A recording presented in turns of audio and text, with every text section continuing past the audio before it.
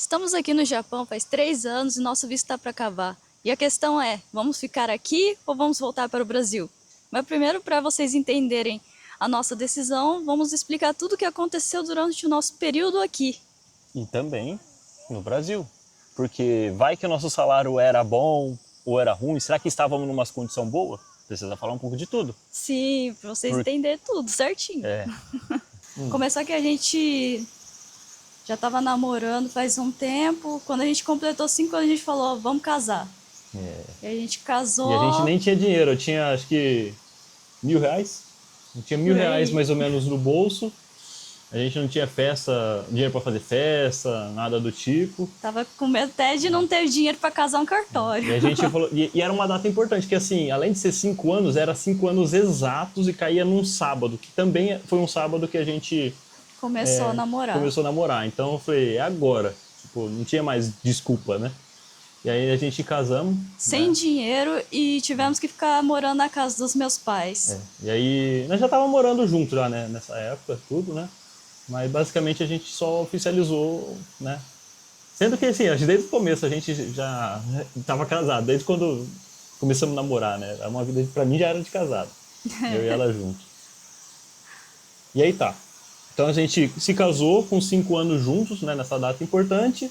E depois de um certo tempo, eu e ela tava com problemas financeiros, né? Eu trabalhava, eu cheguei a fazer a faculdade, curso técnico, e aí eu tava trabalhando no McDonald's. Mas com manutenção, tá, gente? É diferente, atendente e manutenção. Eu trabalhava em manutenção de máquinas do McDonald's. Foi um dos melhores empregos que eu tive até hoje, né? Foi lá o lugar que eu tive a minha primeira férias, né? Até então não tive férias, né? E aí eu peguei uma férias lá, né? Peguei algumas férias lá, né? E o salário era de 5 mil, mais ou menos, né? Com base assim no ano, né? Somando tudo entre o salário, benefício, Participação dos lucros. participação dos lucros, né? E já a Alessandra, Eu trabalhava para os meus pais, só que eu não recebia salário. então era isso, a nossa renda era 5 mil. E aí que tá, onde começam os problemas, né? A gente não tinha dívida, a gente não tinha casa, não tinha nada. É o que se pensa, né? Quando a gente fala que a gente morava na casa dos meus pais. Só que assim, no caso, a gente usava o carro do meu pai, né? Só que, como a gente estava usando o carro dele, a gente ajudava a manter, né? Então a gente pagava manutenção, combustível, pneu. E como não era dentro da cidade, do centro da cidade, era numa zona mais rural, então assim, para você ir no lugar mais perto, no mercado mais perto, eram uns 20 minutos pegando rodovia ainda. pegando rodovia. Então assim, gastava muito, sabe? Entre pneu, essas coisas. Então assim, todo ano eu tinha que trocar pneu, tudo, manter o carro ali era muito caro. Só que ainda sobrava dinheiro pra gente. Aí a gente estava com o sonho de ter a nossa própria casa. Né? Porque, pô, a gente tinha casado, tava morando nas casas dos meus pais, e assim, os pais dele pressionando pra gente morar numa casa própria, meus pais pressionando também para que a gente tivesse a nossa própria vida, né? E a gente correu atrás de uma casa, né? E outra, tá morando na casa dos pais, seus pais ficam falando tudo que você tem que fazer. Eles ficam falando assim, não faz isso, não faz aquilo. Mas era praticamente casado com a vida de adolescente ainda, né? E aí foi aí que a gente falou, ó, vamos atrás de uma casa e procuramos, né? Andando ali dentro da nossa cidade e achamos um apartamento que estava na planta, estava sendo construído. A gente falou, nossa, que maravilha, né? A casa dos nossos jeitos. Aí a gente viu tudo, falou, nossa, não tem piso, né? A gente coloca. E até então a gente tinha dinheiro, então era tudo calculado, né? Aí eu perguntei, quanto que vai ser? Pronto, né? Quando estiver pronto, que eu vou pagar a parcela, porque como era na planta, eu não estava fazendo financiamento, eu estava conversando direto com a construtora. Aí ele falou, ó, bem, deixa eu fazer aqui a simulação, R$ 700. Aí eu falei, quanto que tá o condomínio nesse apartamento? Ele falou, tá 190. Eu falei, nossa, vai dar abaixo de R$ 1.000. Eu falei, tranquilaço, tranquilaço. Fechamos, assinamos tudo, mil maravilha, eu e ela feliz. Um ano e meio depois, o apartamento sai. Falou, agora você pode ir lá no banco fazer o financiamento. Isso. Aí que aparece a bomba. Foi aprovado a R$ 1.000, a mais de R$ 1.000 o valor de financiamento, mais a manutenção da conta corrente, mais seguro. E o condomínio. Então, nessa brincadeira, a gente... se enterrou. Já dobrou, né? Então, assim, de R$ 700 ali que a gente estava imaginando do condomínio, contando com tudo, sem contar o IPTU da casa, né, o imposto, já estava para mais de R$ 1.500 por mês. E aí apareceu outra bucha. Quando a gente comprou a casa, a gente sabia que não vinha com piso, não vinha com pintura, e a gente teria que reformar. E aí a gente falou, então vamos fazer isso, né? Mas não tinha esse dinheiro depois. Que não tava sobrando nada. Porque, né, a gente ficou apertado ali, né? Foi horrível nessa parte que o apartamento ele começou a consumir, né, a mensalidade da gente. O carro já consumia muito, para falar na verdade. A gente parcelava a manutenção, quando terminava a parcela da manutenção que a gente ia acabar de fazer, aparecia outra. Era horrível. Aí, uma coisa assim, eu sempre usei o cartão, mas eu ia lá, usava o cartão, pagava no mês seguinte, usava o cartão, pagava tudo, eu não parcelava. E eu só parcelava, tipo, à vista tem desconto? Aí o cara falava, não, dá pra parcelar? Dá. Eu falei, então parcela em tudo, que aí eu ia lá, usava o Nubank, né, adiantava tudo, e antecipava as parcelas e pagava mais barato do que o negócio. Então ele não fazia, mas o banco fazia isso para mim, né? Então era mil maravilha. Então essa parte era tranquilo. Só que chegou uma hora que começou a aparecer muito imprevisto com o carro. O carro começou a dar um probleminha aqui, outro ali, e aí chegou uma hora que foi virar uma bola de neve. Aí eu cheguei na Alessandra e falei, Lê, precisamos dar um jeito na nossa vida. Precisamos dar um jeito na nossa vida, porque a gente tá R$ 500 por mês negativo. Começamos a ficar negativo, coisa que nunca eu tinha acontecido isso comigo, né? Isso morando na casa dos meus pais, usando o carro do meu pai. E com a casa já, com o apartamento. E aí... a gente pensou, não, a gente tem que dar um jeito nisso. E aí começamos a estudar educação financeira. Começamos a ler bastante livro nessa área, né? Foi um momento de virada, eu acho, nessa parte. A gente começou a virar a chave, começou a organizar a nossa vida, mas mesmo assim não estava dando certo. A gente falou, não, a gente vai ter que tomar uma decisão drástica, vai ter que fazer uma dívida maior para tentar diminuir a dívida que a gente tem hoje. Exatamente, a gente estava totalmente com essa dívida e falei, e agora? Então, vamos lá, qual que foi a decisão? Comprar uma moto. E aí que tá, a gente estava endividado, fizemos uma dívida, mas foi uma das melhores coisas, né? Porque a gente fez uma dívida maior, só que com essa dívida, com essa economia que a gente conseguiu fazer com a moto, a gente conseguiu ir pagando as dívidas e diminuindo as dívidas do cartão, né? Então foi liberando espaço no cartão, a gente foi conseguindo consertar e organizar a nossa vida. Nossa, foi uma mudança tão drástica. Foi um alívio. Que acho que demorou 2 meses, a gente já tinha saído do negativo, né? Coisa que, nem tinha dinheiro, né? E a gente conseguiu sair do negativo e depois apareceu um dinheiro. Lembra que eu falei que a gente tinha bonificação, né, do McDonald's? Então apareceu uma bolada de... Foi 8 mil? Acho que 8 mil. Recebemos R$8.000. Foi aí que a gente teve esse dinheiro para comprar a moto também. Porque se não tivesse esses 8 mil, a gente não tinha nem como dar entrada na moto. Foi horrível. Mas, assim, mesmo assim, a gente teve que parcelar. A gente teve que parcelar mais no cartão de crédito. Porque a moto tava, acho que uns 12 mil, aí a gente deu uma entrada de 8 mil, ou seja, todo o dinheiro que a gente ganhou positivo, a gente já gastou tudo uma vez. Tudo. E ainda parcelou o resto no cartão de crédito, que nem tinha quase... Nem tinha, E aí tá, a gente com a moto começou a ficar tranquilo, a gente conseguia juntar dinheiro para reformar a casa e a gente continuando estudando os livros, né? Porque a gente começou a ficar empolgado, começou a entender essa parte financeira, o mistério, né? Eu falei, ótimo, né? A gente estava melhorando e tal. E aí... a gente percebeu que a gente começou a ficar estagnado, não estava saindo do lugar... o apartamento, a gente ia continuar se endividando, não ia conseguir morar eu e ele juntos, né? Porque uma coisa seria se eu tivesse meu salário, né? A gente ainda conseguia dar um jeito de fazer as coisas. Agora, como eu não tinha meu salário e eu não tinha como arrumar emprego, porque meu pai não me demitia, então ficou assim, a gente não conseguia fazer nada. Fora que a gente tinha o dinheiro ali, né? Ou melhor, a gente estava com o apartamento pronto, mas fechado, porque a gente não conseguia colocar nem para alugar.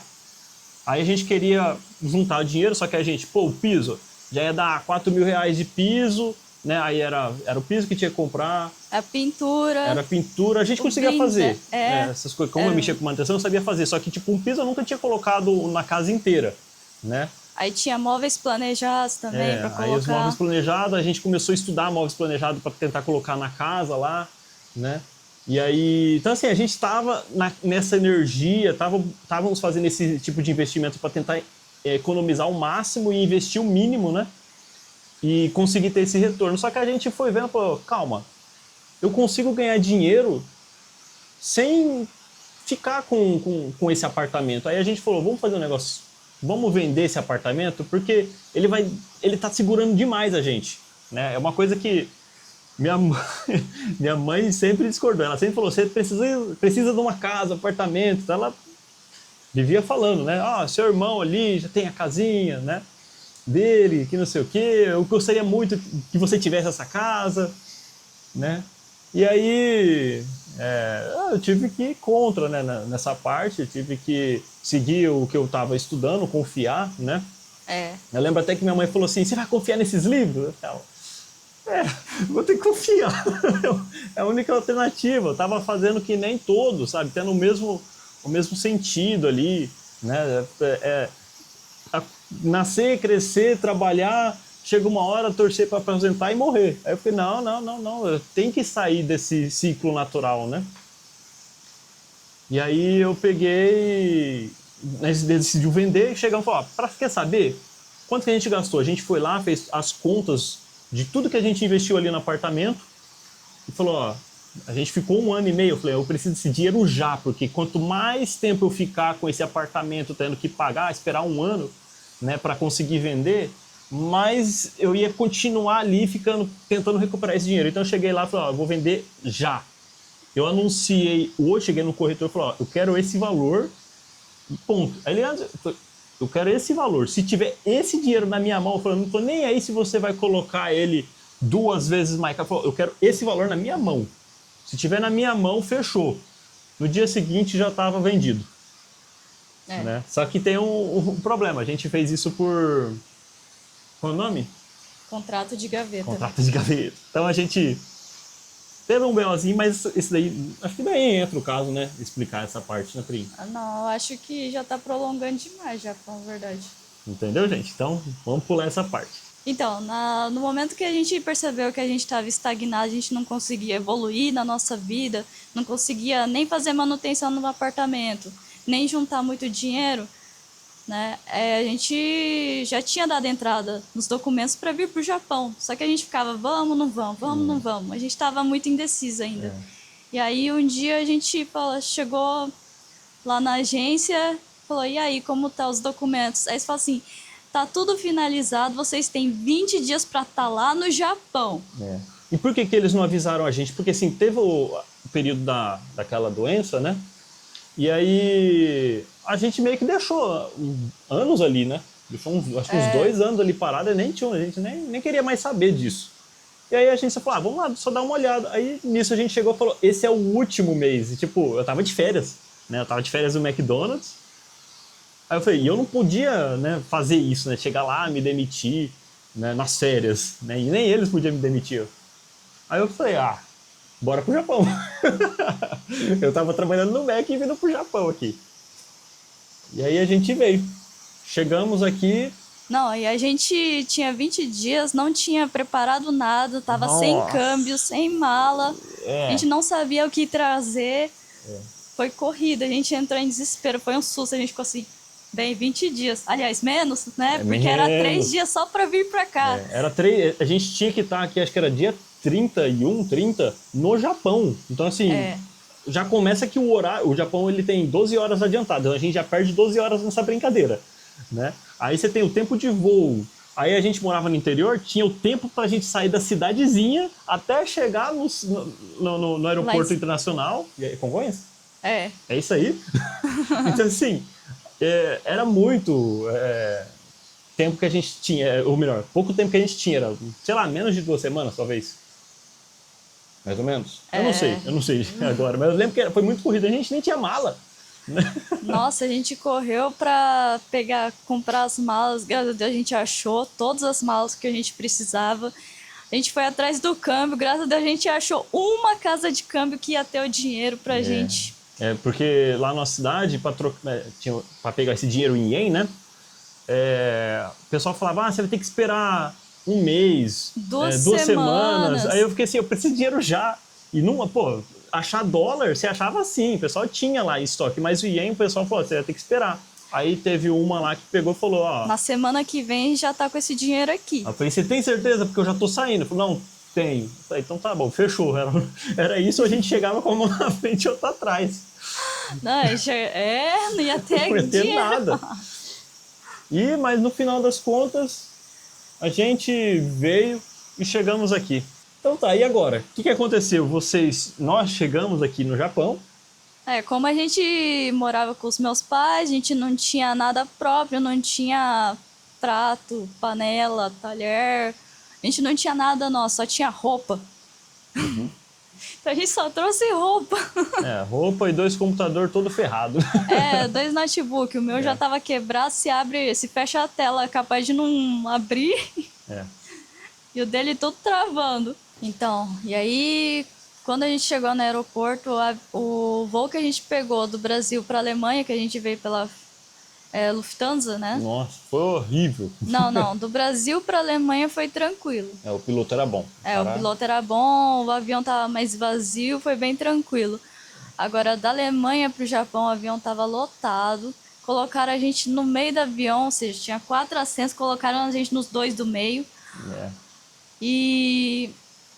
Mano, a comida deles não tinha nenhuma carne, não tinha opção, Nossa, cardápio. Nem me fala isso. Olha só. Ele não come verdura.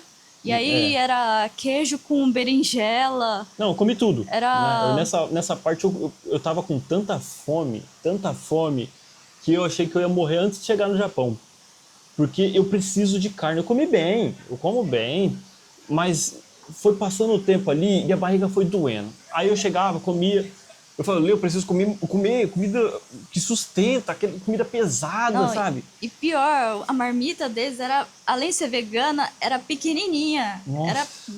Nossa, sério, até eu passei fome nesse voo. É pior. Não sei se todos são assim, mas para voo longo assim, né, mudança de país, eu senti que não me sustentou. E a gente precisava pegar 2. Né? Então era o quê? Foi umas 30 horas de voo? Eu nem lembro quantas horas por aí. De voo que era, mas eu lembro que foi bastante, até chegar do Brasil, até chegar no Japão. E aí o que acontece? A gente chegou, eu tava com gastrite, coisa que eu nem tinha, minha barriga doendo. E aí, quando chega, fica aquele cara que leva a gente pro lugar, transfer. Então a gente chegou no aeroporto, falaram que a gente tem aquela visão, a gente chega no aeroporto, fica com carinha, com a plaquetinha lá, escrito o seu nome assim, Lucas, Alessandra, aqui, ó, né? Que maravilha, chegamos lá. A gente chegou com a etiqueta da agência lá, pra identificar a gente facilmente. E cadê esse cara do transfer? Cadê? A gente lá com a etiqueta apontando assim. E ninguém vinha falar com a gente. Não, e a gente começou até a sair perguntando pra todo mundo, você é transfer, você é transfer, você é transfer? E aí a gente teve que ligar pra alguém da agência lá no Brasil, de madrugada. Com aquela internet ótima, ainda bem que deu, aeroporto. Né? Porque chega aqui, acabou a internet, a gente achou que nem precisava colocar. E outra, a gente nem tinha muito dinheiro, a gente tinha vendido o apartamento, esquecendo até de falar, mas a gente vendeu o apartamento. Não, falamos, né? Falamos que vendeu o apartamento e aquele dinheiro lá que a gente investiu para vir. A gente estava com aquele dinheiro, né? Então assim, a gente não veio com financiamento. Então a gente já tinha pagado tudo, tava tudo pago. A gente só chegamos aqui no Japão livre, né? Ainda bem que a gente fez isso. Nossa! Melhor coisa, porque quando a gente chegou, a gente trabalhou uma semana. 8 o colega dias. dele pegou e falou assim, arrumei emprego pra você aqui. Aqui onde eu tô. Eu fiquei, mas eu nem como assim? A gente acabou de chegar. Aí foi lá, fez a entrevista e falou assim, pode começar amanhã? Amanhã, era um domingo. Domingo, não, era um sábado. Aí falou, pode aparecer aqui na segunda-feira. E eu nem tinha avisado pra empresa que eu tava lá procurando emprego, coisa do tipo. Porque a gente não tava. E outra gente não tava. A gente tava trabalhando normal. E aí, quando a gente avisou a empreiteira que a gente tava mudando de província, né? Tava indo pra outro emprego. Eles falaram assim, nossa, mas vocês nem ficaram aqui, né? Mas, pô, não foi escolha nossa também. Aconteceu desse jeito. E aí falaram assim, mas pra vocês saírem, vocês têm que primeiro fechar a conta no banco. Fechar a conta. E aí eu fiquei assim, como que eu vou fechar a conta no banco, sendo que eu trabalhei e não recebi? Vocês vão me pagar agora? Aí eles falaram, não, depois você vem e saca. Eu falei, não, eu quero o dinheiro. Né? E aí eles falaram, ó, eu não fecho. Eles levaram eu até na agência, eu falei, eu não fecho. E aí começou essa discussão ali. Não, e aí a gente foi assinar os papéis da demissão e a gente perguntou pro rapaz lá, falou assim, a gente tá saindo da empresa, a gente precisa fechar a conta? Aí o cara falou assim, não precisa, se vocês fecharem a conta, vocês nem recebem os dias que vocês trabalharam. Isso aí é um alerta para qualquer um, né? É meio que óbvio, né? Mas tomem cuidado com empreiteiras que eles vão tentar passar a perna em vocês, né? Pois é. Não, quando a gente falou que a gente estava saindo de lá, eles pegaram e falaram assim, vocês têm uma semana para sair e deixar a chave com a gente. Aí eu fiquei assim, meu Deus do céu, eu tinha que vazar. Não, e fora que, pô, a gente falou que ia trabalhar até quinta-feira, né? Que a gente avisou numa segunda, a gente falou que ia trabalhar até quinta-feira. Chegou na terça-feira, eles pegaram e falaram assim... Não vem mais não. Não precisa mais trabalhar não, tá? Eu falei, ótimo.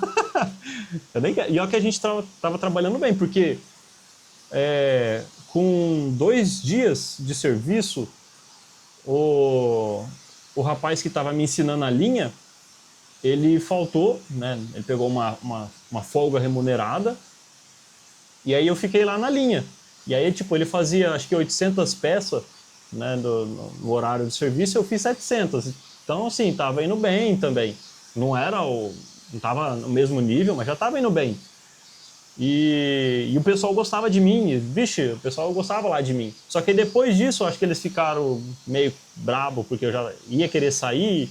E outra, eu tava ainda compartilhando as máquinas e provavelmente o cara não ia pegar mais nenhuma folga. Aí eles falou, então não compensa ter mais ele, né? E aí falou, também não compensa ter mais ela, então já vamos tirar os dois. Eu acho que foi mais ou menos isso que aconteceu, né? E aí a gente ficou aliviado, né? A gente tinha acabado de chegar no Japão com aquela empolgação de conhecer, né? O Japão. E aí você vai ver alguns vídeos em algum lugar aí que a gente vai estar provavelmente na descrição ali. Né? Tem ali recém-chegados no Japão. Se você, já vou avisando, hein? Se você não liga para vídeo de péssima qualidade, que foi filmado com o celular do Brasil, velho, né? A gente nem tem costume com a câmera hoje, imagina naquela época. Então, vai ser naquele nível, mas é bom vocês verem lá, tipo, como que era a nossa casa, o que a gente tinha, que era uma geladeira alugada só, um fogão. E uma máquina de lavar. Tudo deles, não era nada. Você vai ver lá, a gente tinha umas sacolas lá que a gente comprou que era pra jogar o lixo fora. Foi horrível, mas era o que a gente tinha, nada. Não tinha nada. E aí? E depois? Então a gente deixou o apartamento tudo certinho lá, entregou a chave pra eles. Quando a gente chegou aqui, eles mandaram mensagem e falaram assim, a gente esqueceu de descontar o futon. Não, Só que isso foi depois de 2 meses. Quando a gente ia receber o primeiro salário. Né? A gente recebeu o primeiro salário, aí a gente foi lá e viu. Aí eu fiz as contas todas. Eu falei, isso aqui a gente ficou esses dias na casa, então pode descontar tanto. A gente pegou mais ou menos isso aqui de água, mais ou menos de base que a gente tinha visto na internet, né? Então desconta tanto disso. Aí falou, então meu salário vai vir isso. Então eu já tinha uma base de quanto que ia vir o meu salário e veio certinho. Aí eu falei, Lê, o seu é esse. Veio certinho. Então eu falei, alívio. Aí os caras, aí eu falei, Lê, eles esqueceram de cobrar o futon, né? Que é onde a gente deita ali, né? É futon, colchonete. É, o né? colchonete. Só que é assim. E um colchonete caríssimo, outro né? Outro detalhe. Um colchonete novo, na loja, dentro da caixa, é uns 4.000, 4.500. Zerinho, solteiro. Agora, eles cobraram 10.000 cada. Então, mas depois que a gente chegou aqui na região, só ele estava empregado, eu fiquei sem emprego. Demorei mais ou menos um mês para conseguir um emprego, com dinheiro contado, sem utensílio. E outra coisa, uma informação também legal, que assim, a gente chegou, ficou esses 2 meses, ainda bem que aí veio esse dinheiro, né? A gente recebeu mais ou menos 100 mil do dela, e eu acho que o meu, quanto que veio? 30? Eu não lembro agora certinho, certo, tá? Mas tipo, foi 100 mil que ela recebeu integral, e o meu foi 30, 40 mil, não lembro certinho. Então a gente ficou com aqueles 150 mil para passar mais um mês. E é assim, para depender do meu único salário, porque o dela, como ela disse, não ia ter salário, ela estava desempregada. E aí quando eu comecei a trabalhar, eu trabalhei 2 dias até fechar o mês. Só 2 dias. E aí no mês que vem eu recebi salário referente a 2 dias. E tinha um outro detalhe. Diferente das empreiteiras, né, que quando você vem aqui, a empreiteira é assim, a maioria dos brasileiros vem e trabalha por uma empreiteira e ela coloca você dentro de uma empresa para você trabalhar. E no meu caso, onde que eu estava sendo indicado ali pelo meu amigo, é o contrário. Eu estava sendo contratado direto da empresa, mas não para trabalhar para a empresa, mas para trabalhar como o que eles falam aqui de stalker, que é tipo um terceirizado da empresa, um subcontratado, alguma coisa assim, sabe? Tipo, eu não tô ligado à empresa, não tô ligado à empreiteira, né? E aí, como eu estava ligado à minha produção, o meu salário era com base ao que eu conseguia produzir. Um cara que nem tinha experiência com o serviço ainda. Então, assim, eu tinha que trabalhar muito, produzir, e com base no que eu produzia, eles iam me pagar. Então, meu primeiro dia trabalhado, isso com experiência no serviço, eu fiz 2.100 ienes. E isso é equivalente a 2 horas de serviço. Eu fiquei o dia inteiro, fiquei acho que quantas horas? Trabalhei umas 10, 11 horas suadas ali. Eu falei, eu não vou dar conta, eu preciso trabalhar por hora, eu fui errado. Mas foi pegando experiência e as coisas foram se ajeitando aos poucos. E aí a gente, quando veio também, né, para essa empresa, a gente teve que pegar um apartamento por conta. E aí, para pegar um apartamento barato, que seria num village house aqui, você teria que dar uma luva de uns 200.000 ien. Esse village house seria tipo o CDHU do Brasil, né? E ter histórico de salário de 1 ano. E a gente era recém-chegado no Japão, a gente não conseguiu pegar. Né? O aluguel ia ser por volta de uns 20.000 ien por mês. De 20 a 30 mil ienes. Tipo, você falar, se a pessoa receber 150 e pagar 30, né? Seria legal, né? Seria interessante ali, né? Mas não conseguimos. Aí a gente conseguiu com uma chinesa, que é onde a gente está hoje. Já me responde aí se vocês querem ver o tour da nossa casa, que nessa até hoje, que até hoje a gente não quis sair. Não mostrou ainda. Não mostramos, né? E aí a gente pegou, né, com essa chinesa. Ela aceitou sem ter histórico de salário aqui no Japão. Ela cobrou uma luva até que barata de 100.000 ienes pra gente poder entrar na casa. A casa era até que grande, ajeitadinha, né? Ajeitadinho. Claro, não tá o melhor, ou casa de elite, mas eu acho assim, pelo preço e comparado com aquelas da CDHU, do Village House daqui do Japão, né? Eu achei muito barato mesmo. Porque a gente está pagando hoje 40.500 ienes já com vagas de estacionamento e água incluso. Já tem água incluída. Então, tipo, pô, tá de graça esse apartamento. Fora que não precisa pagar a luva, né? A luva alta, né? E aí, depois disso, a gente com o apartamento, com o serviço... O local que a gente estava morando era longe de mercado. Era o quê? Quanto tempo caminhando? Era 20 minutos caminhando até a prefeitura da cidade. A gente nem tinha carro, não tinha nada. Não tinha bicicleta também. Aí a gente teve sorte da empresa dele emprestar 2 bicicletas, mesmo eu não trabalhando na empresa dele. Porque só aceita homens. Lá porque o serviço é serviço de solda, né? Então, soldar, pô, vai pegar peça pesada, tudo, não tem nem como ser mulher, porque ali tem peça que eu pego de 200 quilos. Não tô falando que mulher não consegue, mas pra mim é muito pesado. Às vezes eu fico com dor nas costas, né? Então, às vezes sempre. Às vezes sempre eu tô com dor nas costas, né? Então, assim, é um serviço sujo, né? Um serviço perigoso também. Às vezes eu pego máquina ali só com uma mão, eu ficar ali, ó, 5, 10 quilos ali só com uma mão. Então, constante, né? Não é só a tocha, tem que lixar. Então, é muita coisa ali. Detalhes, né? Sim, sim. Então, foi legal da empresa ter feito isso, né? A gente ficou 6 meses, mais ou menos, com essas 2 bicicletas emprestadas.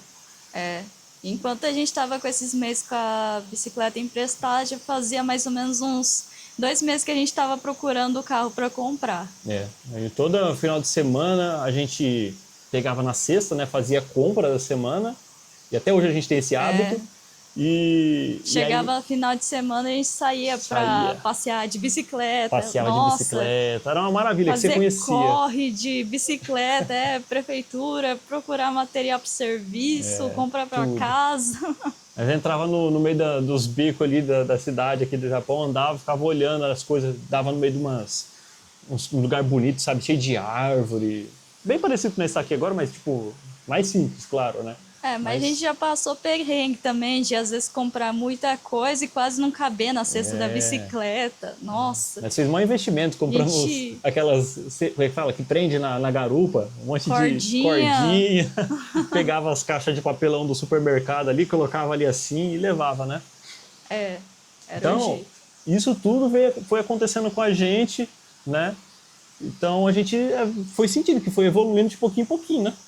Sim, porque assim, logo que a gente chegou aqui também, a gente já deu, assim, aqui na nossa região que a gente está, né? A gente já deu a entrada para traduzir a habilitação dele, né? Não foi barato também. A gente, mesmo sem o dinheiro, a gente já estava tentando dar entrada naqueles 2, 3 meses que a gente já estava ali, a gente já tinha dado entrada na carteira, então já tinha investido. E nada de sair essa carteira, porque como estava na época de pandemia, a gente acabou de sair de uma pandemia, tinha uma fila enorme. Então eu fiquei 5 meses esperando esse cara, né, até pra me chamar. E aí, enquanto isso, lá na bicicleta, lá não tinha descanso, não tinha descanso nenhum. A gente fazia a compra debaixo de neve. De neve, né? Com risco de escorregar. Porque foi bem no inverno ainda. Foi bem no inverno. A gente comprava, era um perigo, comprava as caixas de água e vinha 12 litros, e aqui no Japão a gente tem aquela visão que tipo, nossa, o Japão tem um asfalto lisinho, isso, aquilo. Mas a calçada... Porque a calçada é horrível. Eles têm uns quadradinhos ali no chão, tudo solto, e aí a Alessandra dava assim, ó. Toda torta. Não. É verdade, eu não tô mentindo não. Aí o que acontece? Ela andando ali assim, eu ficava... Meu Deus, cuidado. Por que cuidado? Não é só questão de cair. Porque do lado dessas ruas tem os arrozal. E, tipo, o arrozal é bem fundo, tem tipo 1 metro de profundidade da calçada. Porque eles alagam ali. Você vai ver em alguns vídeos nossos por aqui, né? Você vai ver assim, ó, um arrozal ali assim, ele fica cheio de água. Chega a parecer um espelho, dependendo da época. Um espelho mesmo, de tanta água. Parece um riozinho, sabe? Só que uma água assim. Só que é bem baixo. Aí aquelas águas da lateral que você vê, parece tipo como se fosse do esgoto ali passando, sabe? É justamente eles fecham umas comportas ali, aí o nível sobe. E aí enche todo esses arrozal, essa plantação, né? Então eu tinha medo dela cair. Ela andava toda assim. Aí colocava aquele negócio de água na frente, né? Ela andava toda sambando ali. Nossa senhora, é muito difícil estabilizar a bicicleta colocando peso na cestinha. É. Então, quando a gente já deu a entrada para habilitação dele, a gente também já começou a guardar dinheiro para comprar o carro à vista, né? Porque como a gente era recém-chegado no Japão, a gente não tinha histórico para fazer financiamento aqui, né? Não tinha como eles confiarem na gente que a gente ia conseguir pagar o carro inteiro, né? Pelo Porque a tempo. gente não tinha nem cartão de crédito, tinha nada. Não tinha nada. E eles também nem faziam pra gente. A gente tentava, mas não conseguia na época, né? Só pra pelo menos comprar. Só que aí, com o meu salário, a gente foi conseguindo. Aí a Alessandra começou a trabalhar, conseguimos acelerar o processo e conseguimos comprar um carro de... Não, antes de falar isso... Ah, é verdade. Antes de falar isso, então, a gente tava procurando o carro, mas a gente já tinha o dinheiro para pagar o carro à vista. Só não tinha habilitação. Sem brincadeira. Quando ele tirou a habilitação, a gente já foi direto na loja e falou, eu quero esse carro aqui. Fora que como a gente, toda semana a gente ia lá olhar os carros, aí a gente olhava, o nosso carro foi embora. O pessoal comprava o nosso carro. O pessoal vendia muito rápido os carros aqui. Aí o pessoal via lá toda vez aqueles dois carinhas de bicicleta ali assim, eu falava, lá, eles de novo, tem que atender esses perrapados aí. Não, eles olhavam pra gente assim de bicicleta, não dava confiança, sabe? Que a gente ia comprar um carro. Porque aqui no Japão você vê bastante assim, estrangeiro, não brasileiro, brasileiro vai muito bem, mas você vê algumas outras nacionalidades e eles ficam anos aqui só na bicicleta, sabe? Então eu acho que o pessoal tinha esse preconceito, essa visão, não sei a palavra, mas eu acho que eles pensavam que a gente ia continuar sempre assim, sabe? Sempre estagnado. Que a gente tava só sonhando só. E eu falava, eu tô esperando tirar a carta, e ele não acreditava. Ele ficava, Aí eu falava, tô numa empresa boa. Eu falava, meu salário também é bom também, né? Eu falava assim, eu tô indo bem aqui. Aí ele ficava... né? Tipo, sempre desacreditavam da gente. Aí eu falava da empresa que eu trabalhava, ele falava, eu sei, mas sério que é isso mesmo? Eu falei, ué, por quê? Então, mas aí quando a gente tirou, quando ele conseguiu já pegar a carteira de habilitação dele aqui no Japão, a gente já foi correndo lá no lugar para ver se tinha o carro, né, na ainda, agência. Né? E aí não tinha o carro, a gente na verdade ia pegar um Aqua. Um Aqua GS. Um Aqua GS. A gente ia pegar um Aqua esportivo. Aí mas eu entrei nos outros modelos lá, né? Mas esse aí não tinha. Mas todos que eu entrei, eu fiquei tudo assim. Eu sou grande, né? Eu tenho 1,85 m de altura. Aí eu fiquei tudo assim, ó. Não, na hora que ele entrou no carro, ele ficou todo encolhido assim. Eu falei, mano, vamos atrás de um Prius, porque a gente queria um híbrido, né? Eu queria um híbrido porque ele economiza um pouco mais de combustível, né? Tanto que a gente abastece uma vez no mês só. Então... a gente já tinha na cabeça que a gente queria um híbrido e aí a gente ficou entre o Aqua e o Prius, né? Só que a gente pensou, o Aqua vai ser um pouco mais barato, ele é menorzinho, vai economizar mais. Nossa, mas ele entrou no carro, ficou tão miúdo. Aí você fala, mas dá pra ajustar o banco. Eu ajustei, mas eu não me senti bem. Não, ele ajustou o banco e ficou assim quietinho. Eu fiquei assim, mano. Falei, não dá não. Bem, vamos lá, vamos atrás do Prius. Nossa, aí a gente foi ver os Prius. Na hora que eu bati o olho em um lá, eu falei assim, é esse aqui. Eu falei, como é isso aí? Nem provou o carro ainda, vamos ver, vamos ligar. Ela é esse, ponto final. Aí eu falei, meu Deus do céu. Como é que eu faço para convencer essa mulher que tem que testar o carro, tem que dar uma olhadinha ali, né? Basicamente, colocou um negócio na minha cara, eu tive que assinar. Não tem como contestar a mulher, né? Fazer o quê? Não, mas ficou muito bom, a gente tá com esse carro até hoje. Foi uma boa escolha, né? Um carro que até hoje não deu nenhum problema pra gente. Verdade. A gente só troca óleo, né? E pneu, né? E não é aquele absurdo que a gente gastava no Brasil. Verdade. Né? Combustível aqui no Japão é bem acessível, né? Apesar do pessoal falar, nossa, tá caro, era mais barato. Ainda é muito acessível comparado com o Brasil, comparado com o nosso salário, né? O poder de compra do Japão em si. Fora que, a manutenção do carro lá no Brasil Dava uns 4.000 reais, que dava mais de um salário. Perdi um salário ali, né? E aqui, a gente fazendo manutenção do carro, dá menos de uma semana de trabalho. Então, pra Fazendo gente... uma manutenção bem feita que eu falo, tá, gente? Não é... Como o carro não era meu, né? E eu cuidava, né? Então, eu levava, mesmo o carro sendo mais antigo, eu levava na concessionária para fazer as revisões na concessionária, mesmo já tendo saído daquele período, né? De carro novo, sabe? Que é bom você levar dentro da concessionária. Mesmo depois desse prazo, eu continuava levando lá. E fiquei assim, ficou esses 10 anos ali, eu levando certinho o carro, né, no lugar. Então, toda vez era R$ 700, né, só para revisão, para trocar os negócios. Nossa, mas sério. A gente pegou a habilitação, foi lá na agência e falou assim, é esse carro. A gente chegou e falou assim, vamos levar esse carro. O vendedor ficou parado, olhando assim, tipo, vocês vão levar mesmo? Porque toda vez a gente tava lá, ficou né? lá parado na frente dele, falou assim, é aquele carro lá, a gente vai levar. Ele ficou assim, vocês vão levar mesmo? Cadê a habilitação? Aí a gente mostrou a habilitação e falou assim, nossa, é a data mesmo, você falou que você ia tirar a habilitação. Aí a gente ficou assim, nós não tava mentindo. Nós tava mentindo mesmo, pô. Nossa, mas sério, ele ficou muito desacreditado, o vendedor. Ficou... E aí a gente entrou lá na agência, né? Fez lá o cálculo, né? Tava lá no carro, 700 mil ien, o valor do carro. Eu falei assim, mas se as taxas aqui da empresa vai para 1 milhão.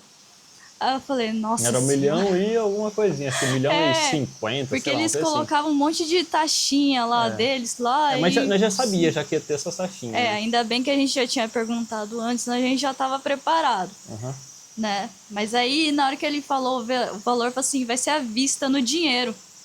Nossa, ele ficou assim, à vista? Tipo, a gente pegou, tirou o dinheiro e ficou assustado, assim. Tava um bolinho ali assim. Aí ele pegou o dinheiro assim, eu vou levar na máquina pra contar, tá? Tá bom, vai lá. Eu achei que pode ir, tranquilo. E aí ele foi lá, contou o dinheiro e falou assim, não, tá certinho, a gente veio fazer a documentação, deixar o carro certinho, tal dia você pode vir buscar o carro. Aí a gente falou, tudo bem, né? A gente ficou tão ansioso para buscar o carro, a gente ficou a semana inteira, todo o tempo ali que a gente comprou o carro, até a gente buscar o carro, a gente ficava assim, nossa, a gente pegou o carro, a gente comprou o carro, a gente pegou... Porque tem toda a documentação, né? Você tem que provar que você tem vaga de garagem quando o carro é maior do que os padrão, os pequenininhos. Você tem que provar que tem vaga de garagem. Porque aqui o Japão é pequeno, né? Então você tem que ter uma documentação para isso. Aí a gente teve que pedir, né, essas documentação. Um policial vai lá verificar se essa vaga é válida. Porque às vezes já pode estar sendo ocupado por outro carro, né? E aí chegou... A gente tava com essa ansiedade, mas deu certo. Então assim, foi mais um ponto que melhorou.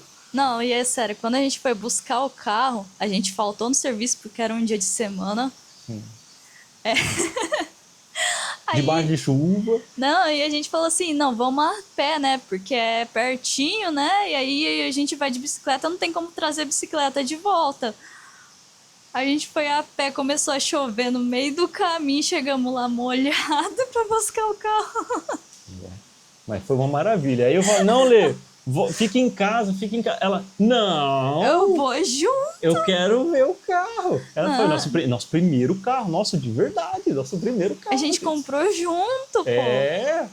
Então, a gente tava com essa empolgação, energia ali, né? A gente sentiu que a gente tava crescendo. Né? A gente passou por uma situação chata, né? A primeira vez que a gente foi abastecer o carro, a gente não sabia como abastecer, porque é tudo self, ou seja, você mesmo tem que abastecer o carro. E tá tudo escrito em japonês, não tinha inglês. Não tinha inglês. Pelo menos uma noção ali. E aí a gente viu um cara abastecendo, a gente foi pedir ajuda, o cara olhou com uma cara assim. Aí eu cheguei lá, sumimasen, onegai, tipo, com licença, ajuda. Aí o cara...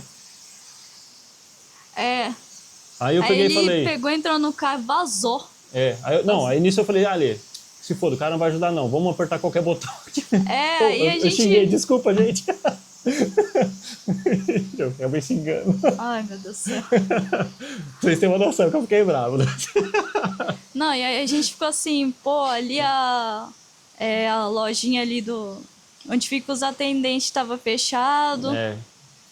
Aí não tinha ninguém para ajudar a gente falou, vamos lá, a gente conseguiu, no final das Vamos contas. se virar, né? Aí a gente abriu o tradutor do celular, abriu a câmera do tradutor e foi assim que a gente conseguiu abastecer. Então, né? Seguindo o passo a passo da própria máquina mesmo. Essa foi a primeira e única vez ali que foi um preconceito ou é porque o cara é cuzão? Não sei se é porque eu sou brasileiro, sei lá, de outra nacionalidade, mas eu sei que ele não quis ajudar. E foi a primeira, porque eu falo pra você, todo lugar eu falava, oi, Iruá, doko desu ka? Tipo, cadê o óleo? Onde fica o óleo? Não perguntava pro pessoal trabalhando. Nossa, aí vinham uns 3 ajudar. Nossa, todo mundo vinha me ajudar, parava tudo. Então, tentavam falar inglês, tipo assim, o que você tá querendo? Aí a gente falava inglês assim, o pessoal ficava assim, tentando entender. Aí o pessoal pegava e corrigia a gente, falava, por exemplo, ele tava assim, óleo, né, que é o óleo, a gente tava procurando óleo de cozinha. Aí ele pegou e falou assim, Aí ele, aburá. A gente ficou assim, tá, é isso aí. É que você pode falar oiro, né? Oiro também é óleo. Só que eu não sei por que eles entendem como aburá. É a mesma coisa, eles falam assim, vai trocar o óleo? Oiro? Qual é a diferença de óleo de carro e óleo de cozinha? Claro, um é pra carro, o outro é pra cozinha, mas né? será mesmo? Eu acho que é. Pode ser isso. Mas a gente fala em português óleo, né? Os dois é a mesma coisa. E aí tá. Então foi a única vez ali que a gente sofreu esse espécie de preconceito. Eu não chamo de preconceito, acho de situação chata, né? Que a gente encontrou com um cara ali que não tava legal, não. Com 5 meses depois que a gente comprou o carro, a gente sentiu que a gente já estava estabilizado financeiramente. Verdade. Tranquilamente a gente conseguia. A gente já passeava já. Logo no começo a gente era meio doido. A gente, na primeira semana, a gente já estava passeando. A gente já estava em Shizuoka, né? Então a gente já saiu com o tio dela, né? Pra gente conhecer lá, tudo. Então a gente curte, a gente tenta fazer tudo, né? Conciliar passeios, investimentos. E olha só as loucuras que a gente fez durante esse período. A gente pegou trem sem saber japonês, a gente pegou ônibus sem saber japonês. A gente, apesar de a gente não falar japonês até hoje, a gente se virou muito aqui. A gente vai em prefeitura, nossa prefeitura é diferente de algumas cidades daqui. Nossa prefeitura é pequena, então não tem tradutor. Porque algumas tem, né? Onde a gente morava antes tinha, e chegamos aqui, não, aqui é tudo japonês, médico, japonês, dentista, japonês, tudo japonês, não tem nada aqui em português, nada. Então a gente está aqui no meio do japonês, não fala japonês porque a gente não fala com japonês, entendeu? É difícil. Porque no Brasil, quando a gente vê um estrangeiro, a gente fala, fala isso. A gente começa a ensinar um monte de palavrão pros caras. Aí o cara, ele pode até não falar português, né? Mas uns 70 palavrões ele já sabe falar.